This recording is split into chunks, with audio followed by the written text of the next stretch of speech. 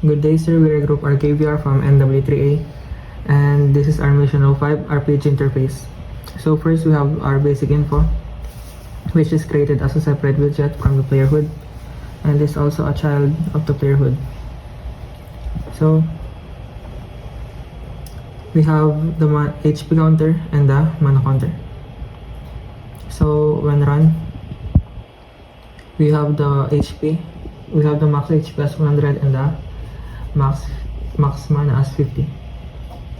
When the number 1 is clicked, it will deplete the HP by 1 and also depletes the HP bar. And when the number 2 is clicked, the mana bar and the mana counter will deplete. And when the number 3 is clicked, it will refill the HP bar and the HP counter. And when number 4 is clicked, the mana bar and the mana counter is also refilled accordingly.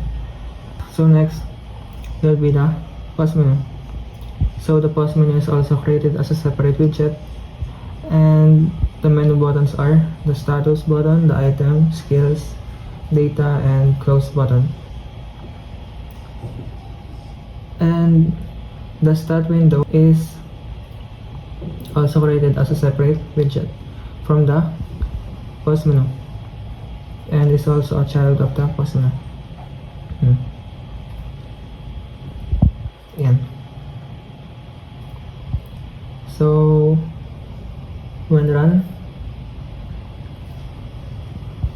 when clicking the enter button will show the pause menu, and the player HUD will also disappear.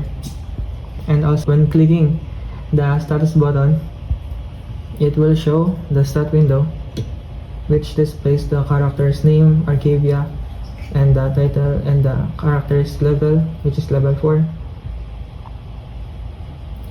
and the character's strength, vitality, dexterity, agility, and intelligence. And clicking the back button will return to the pause menu for the item window. Clicking back will also return to the pause menu for the skills window and the data window. And finally, when clicking the close button, will close the pause menu and bring back the player HUD. Yeah.